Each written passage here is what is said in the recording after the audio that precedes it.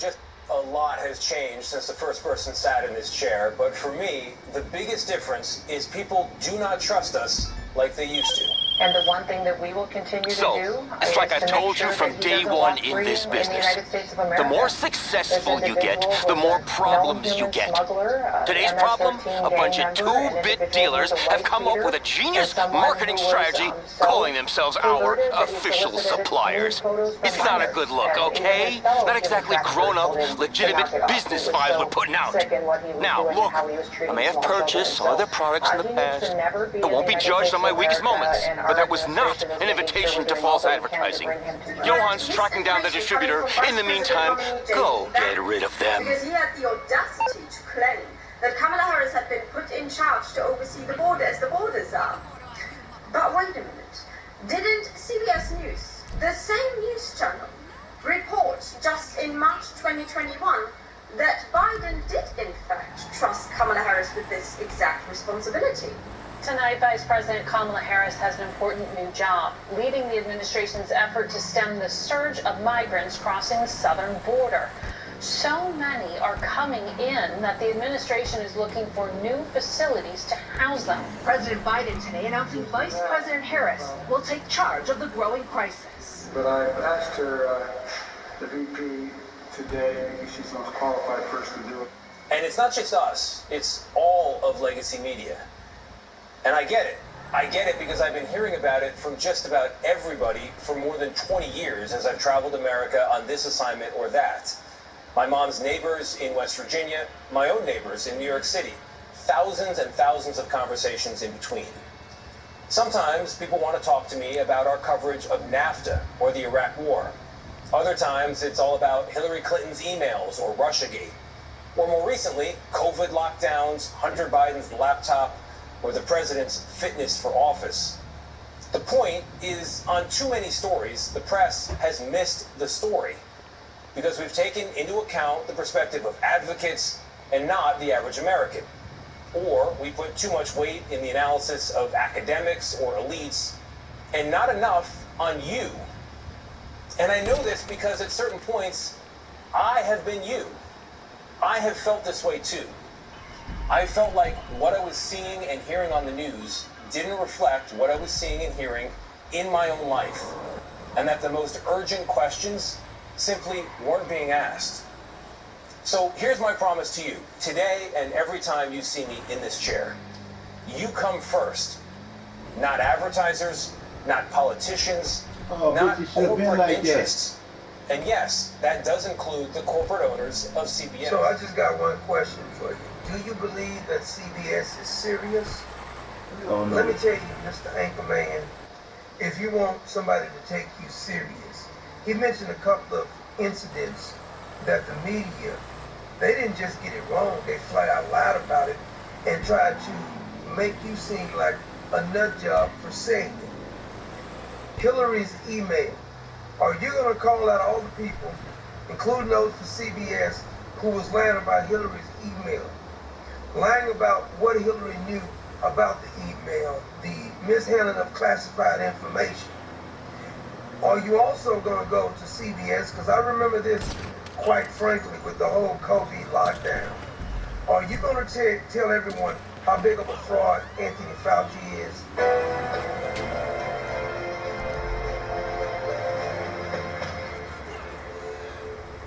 How Anthony Fauci has been lying ever since AIDS epidemic took place. Quit calling Anthony Fauci a damn infectious disease expert, because he's not. He's as much as a disease expert, infectious disease expert as I am. And I know damn well I'm not. But I once worked in a lab. Does that qualify me? So we got to admit that Anthony Fauci lied about gain of function. We got to admit that Anthony Fauci lied about where COVID was started in a wet lab that he and his organization was sponsoring. We got to quit pretending like the mask, he ever believed that the mask worked. Any casual person who researches and look up a dust mask can easily see that a dust mask has absolutely nothing to do with stopping an infectious disease. That's basic common sense. Just go look at an SDS, or used to call it an MSDS. Everybody knows that's a lie. Let's get to the Hunter Biden laptop. Do you remember when the FBI, under James Comey and Andrew McCabe, and the rest of these people were going to Twitter and Facebook and YouTube, telling them that you couldn't talk about a laptop that had all Hunter Biden's pictures on it, had all his emails and text messages, Hunter smoking crack, Hunter doing crack, Hunter doing hookers and crack.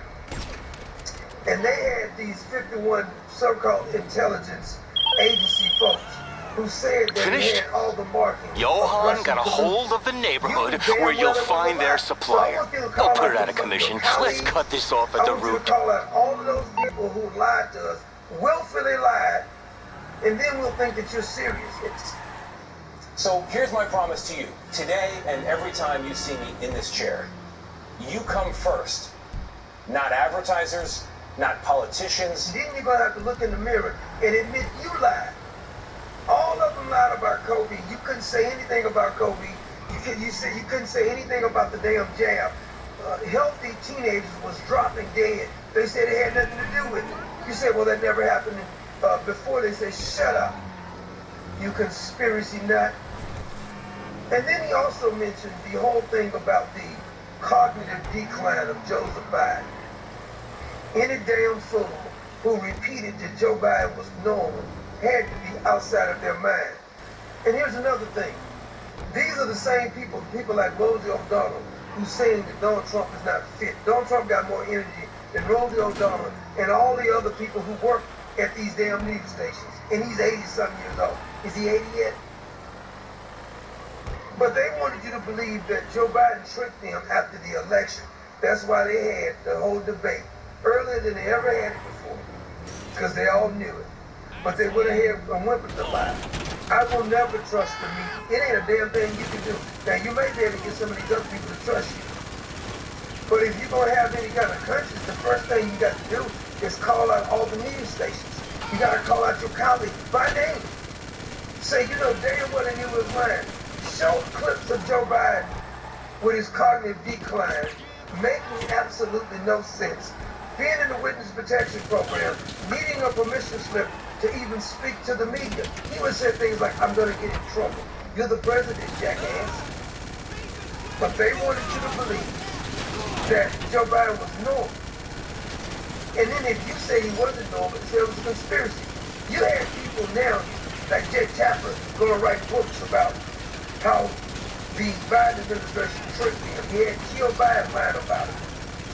You had Kamala Harris lying about it. You had Barack Obama lying about it.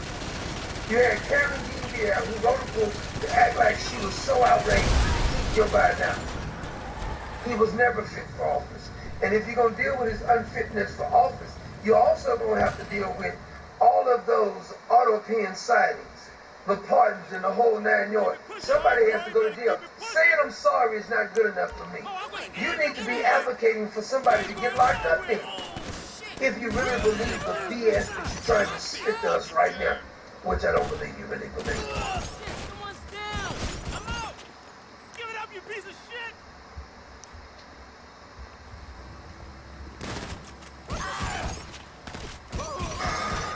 All right, we've been talking about, right, the soft data headlines. They've been moving this market like a pinball, right? But hard data, it's been mostly good. I mean, retail sales, inflation, it's been steady as she goes. Now, the debate, of course, is how inflationary tariffs will ultimately be, how inflationary the migration policies will ultimately be for this market. And on that score, you probably haven't heard a lot about egg prices lately. Believe it or not, they have pulled back a lot, which is probably why you haven't heard from them. They're well below where they were at the inauguration. I'm going to bring in now two of the smartest guys I know. Rin Mack, head of economic research, Neil Dula, along with academic securities, head of macro strategy, Peter Chair. Guys, I'm glad you know each other very well. So this is not about eggs per se, but eggs are considered inelastic. Usually higher prices doesn't mean much in terms of demand, but it feels like even eggs found a level that people said, no, I'm not going to pay you $9 for a carton of eggs. And if it can happen to eggs, I wonder how easily, Neil, will they be able to pass prices on? Like, you hear folks talk about, like, okay, the tariffs are simply going to be passed on to consumers. I'm not buying it. Well, I don't either, but I think the administration, Charles, had a really interesting plan for eggs, which is just let the chickens hatch the eggs. And now we're reaping the windfall of that. And as you mentioned, I think it's interesting that nobody's talking about it. But remember, for your listeners, that's going to take, 30-40% drop in egg prices is probably going to take about a tenth off of headline inflation in a month. So that's a pretty big move for one category. But I agree with you that, look, consumer incomes are slowing down. Right. So companies won't be able to just pass on higher prices. They're going to have to eat the cost. The only company, Peter, I heard that really was confident about it was AutoZone. I guess maybe the average car is 14 years old, so you know what, you got to fix the jalopy, you got to fix it. But other than that, someone's going to, a lot of folks are going to have to eat this along the way. Yeah, I think the people who are exporting are probably going to eat some of it. I don't think as much as they did during Trump 1.0, where China certainly ate a lot of it. And I think it's going to be very product specific. So, you have certain qualities of steel that really aren't produced in the U.S. They will probably try and pass that on because there is no U.S. alternative. I think that's going to be really the battleground. Are the tariffs enough to make the U.S. If it isn't my creepy silent friend, how can I help? So, I'm reading a op-ed. So you don't want to get in serious trouble, huh? Okay, leave it with me. I think I'm pronouncing it right. It's sort of a self-sufficiency, a country that's self-sufficient. And all right, that ought to keep our reputation a couple of steps from the gutter. Nice work. From foreign political and cultural influence.